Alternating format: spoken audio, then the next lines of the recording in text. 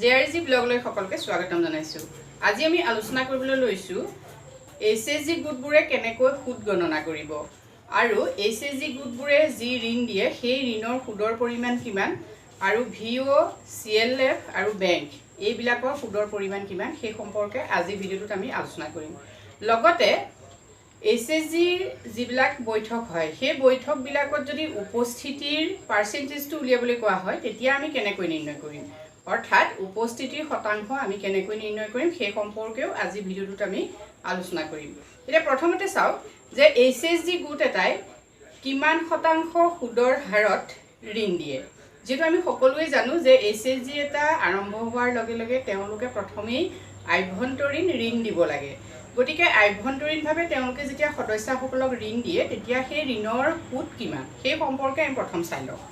এতিয়া যেতিয়া SHG এটাই ঋণ দিয়ে তেতিয়া SHG টোৰ সদস্যসকলক 1% ইন্টাৰেষ্টত কি হয় ঋণ দিয়ে। আমি সেইটো মনত ৰাখিম যে 1% মানে হল 100 কি হৈছে 100 টকাত হল 1 টকা। সেই কথাটো আমি চাম যে 100 টকাত 1 টকাত কি 100 টকাত 1 টকাকৈ কি হৈছে সুদ দিব লাগে। অৰ্থাৎ 100 টকাত কি হৈছে 1 টকা সুদ। এটো মনত ৰাখিম আমি যেহেতু SHG টোৱে সদস্যসকলক কি দিব 1% সুদ দিব মানে 100 টকাত 1 টকা সুদ দিব লাগিব। নেক্সট আহিলে ইন্টাৰেষ্ট অফ VO যেতিয়া কি হৈছে ঋণ দিয়ে VO যদি ঋণ দিয়ে VO তেতিয়া সেই ঋণৰ বাবদ কি হৈছে 100 টকাত 75 পইচা লয়। আমি মনত ৰাখিম যে VO যেতিয়া ঋণ দিলে কি হয় VO 100 টকাত কেই টকা পইচা ইন্টাৰেষ্ট হিচাপে কাটিব 75 পইচা। আৰু যদি CLF দিয়ে অৰ্থাৎ মণ্ডল সংগঠনে যদি দিয়ে মণ্ডল সংগঠনৰ ঋণত সুদৰ হাৰ কিমান হ'ব 50 পইচা। অৰ্থাৎ 100 টকাত কি হৈছে 50 পইচাকৈ সুদ দিব লাগিব CLF। গতিকে এইকেইটা হ'ল SHG, VO আৰু CLF ৰ ইন্টাৰেষ্টৰ ৰেট। ইয়াৰ পাছত আহিলে বেংক ইন্টাৰেষ্ট কিমান চাও। যদি SHG এটাই কি হৈছে বেংকৰ পৰা ঋণ লয় তেতিয়াহলে বেংকে কিমান সুদ ল'ব 7 টকা মানে 7%। এতিয়া এই পাৰ্চেন্টেজ কেটা আমি কেনেকৈ উলিয়াম পাৰ্চেন্টেজটোৱে যেটো আমাক কোৱা হয় যে 1% সুদ ইন্টাৰেষ্ট বা 0.75% ইন্টাৰেষ্ট বা 0.50 ইন্টাৰেষ্ট বা 7% ইন্টাৰেষ্ট। এটা এই পাৰ্চেন্ট বুলি কওঁতে কিমান টকাত দিলে আমি 1%তকৈ কিমান টকা হ'ব সেই বিষয়টো ইয়াত আমি প্ৰথমতে চাই লওঁ। এতিয়া ধৰি লওঁ SHG এটাৰ পৰা এগৰাকী SHG সদস্যাই 10,000 টকা কি হৈছে ঋণ হিচাপে ললে। এতিয়া এই 10,000 টকাত কি হৈছে তেওঁ কিমানকে সুদ দিব লাগিব 1 টকাকে 100 টকাকে মানে 1% means 100 টকা। গতিকে আমি হেতু কেনেকৈ উলিয়াম চাও 10,000 into 1/100। গতিকে আমি কি কৰিম এনেকৈ সুদটো উলিয়াম। গতিকে 10,000 টকাত সুদ কিমান হ'ব চাও 00 কাটি দিও 00 কাটি দিও এফালে কিমান থাকিলে 100। গতিকে আমি ইন্টাৰেষ্টটো এনেকৈ উলিয়াম মানে 100 টকা। অৰ্থাৎ যদি আমি SHG এটাৰ পৰা কি হৈছে 10,000 টকা ঋণ লওঁ তেতিয়া কি হ'ব মাহে আমি 100 টকাকৈ সুদ দিব লাগিব। ঠিক আছে। নেক্সট যদি এই 10,000 টকাটো আমি VOৰ পৰা লওঁ তেতিয়া VOত আমি কিমান দিব লাগিব চাও ইয়াত থাকিব 0.75 ইয়াত থাকিলে 100। এতিয়া 0 কাটি দিও এফালে কিমান থাকিলে এটো আপোনালোকে পূৰণটো কেনেকৈ কৰিব এবাৰ দেখুৱাই দিছো মই এই 100 এফালে থাকিলে 0.75 এটা 0.005 নেক্সট আহিলে 0.007 গতিকে চাও 0.057। এতিয়া ইয়াত চাব 1 2 মানে দুটাৰ আগত দশমিক গতিকে আপুনি দুটাৰ আগত দশমিক দি দিও। গতিকে কিমান লালে 75.00 মানে এইবোৰ টকাবোৰ আচলতে 00 দিয়ে লিখিব লাগে হলো আমি হিসাবটো কেনেকৈ উলিয়াই সেইটো শিকিছো। গতিকে এটো কি হল আমাৰ 75 টকা মানে আমি 10,000 টকা যদি ঋণ লওঁ VOৰ পৰা তেতিয়া আমি 75 পইচা কি হৈছে সুদ যেহেতু আমি 75 পইচাকে দিব লাগিব গতিকে আমাৰ কিমান হ'ব 75 টকা আমি এমাহত দিব লাগিব। ঠিক আছে। নেক্সট চাওক CLF ৰ পৰা সেই আপুনি 10,000 টকা ললে CLF আপোনাক কিমান সুদ দিছে আপুনি কিমান টকা CLF দিব লাগিব 50 পইচাকে দিব লাগিব 150 পইচা।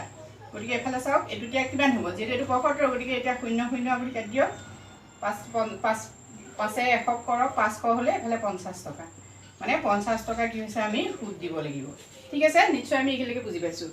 নেক্সট চাওক যেহেতু SHG বোৰে কি হয় সাধাৰণতে বেংকৰ পৰা ঋণ লয় বেংকৰ পৰা ঋণ ল'বলৈ যাওঁতে সদায় SHG বিলাকক কি হৈছে 7% সুদৰ হাৰত কি হৈছে ঋণ দিয়া হয় এতিয়া এই 7% সুদৰ হাৰ হলে 10000 টকাত 7% কিমান হ'ব চাওক 10000 ইকুৱেল 7/100 ওকে এটা 7/100 হলে আপুনি আকৌ 0 0 কাটা 0 0 কাটা এফালে কিমান হয় 700 টকা অৰ্থাৎ এতিয়া আপুনি ডিফাৰেন্সটো চাওক যদি আপুনি SHG এটাৰ সদস্য আৰু আপুনি যদি সেই আপোনাৰ নিজৰ SHG পৰা কি হৈছে 10000 টকা ঋণ হিচাপে লয় তেতিয়াহলে আপুনি এমাহত সুদ দিব লাগিব 100 টকা আৰু যদি আপুনি আপোনাক ভিঅই 10000 টকা ঋণ দিছে তেতিয়াহলে আপুনি দিব লাগিব 75 টকা আৰু যদি আপুনি 10000 টকা ঋণ CLF ৰ পৰা লৈছে তেতিয়াহলে আপোনাৰ কি হ'ব 50 টকা আপুনি সুদ দিব লাগিব 10000 টকাৰ বাবে নেক্সট আপুনি যদি বেংকৰ পৰা 10000 টকা লৈছে তেতিয়াহলে আপুনি মাহে 700 টকা কৈ কি হ'ব লাগিব সুদ দিব লাগিব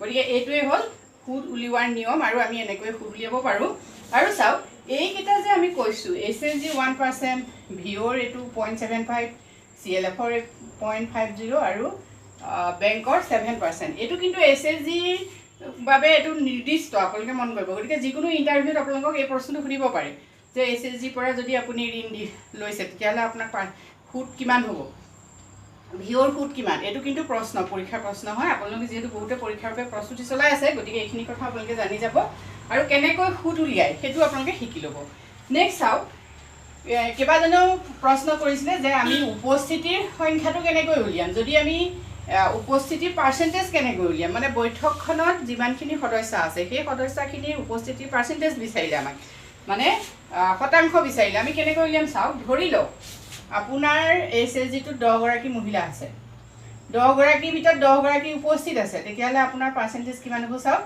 আপুনি এটো কাটক 0 আপোনাৰ 100% মানে সেই দিনাখনৰ উপস্থিতি আপোনাৰ কিমান 100% এতিয়া ধৰি লওক এই 10 গৰাকী সদস্যৰ মাজত আপোনাৰ 8 গৰাকী থাকিলে তেতিয়া আপোনালোকে এনেকৈ উলিয়াব মানে যিমান টোটেল যিমান সেই টোটেলৰ লগত যিমান আছে হেতু ডিভাইড কৰিব আৰু এফালে আহিলে 100 এ ইয়াক পূৰণ কৰি দিব এটো কাটিলে তেতিয়াহলে কিমান হ'ব 80% গতিকে এটো আপোনাৰ উপস্থিতিৰ শতাংশ কিমান 80% ঠিক আছে আপোনাৰ যেনিবা SHG টোত আপোনালোকৰ 12 জন আছিল 12 গৰাকী 6 গৰাকী আছে আপুনি কেনেকৈ উলিয়াব পাৰ্চেন্টেজ চাওক এনেকুৱা কৰিলে এতিয়া কি হ'ব 6 100 আপুনি 600 এফালে থাকিলে 12 গতিকে এটো আপোনাৰ 50% মানে সেইদিনাখন আপোনাৰ উপস্থিতিৰ সংখ্যা কিমান 50% গতিকে পাৰ্চেন্টেজ উলিয়াবলৈ হলে আপোনালোকে এনেকৈ কৰিব এইখিনিয়ে হ'ল আজি আমি আলোচনাৰ বিষয়বস্তু যদি বিষয়খিনিৰ পৰা আপোনালোক উপকৃত হৈছে তেতিয়ালে কমেন্ট কৰি জনাব আজিলৈ মানে ধন্যবাদ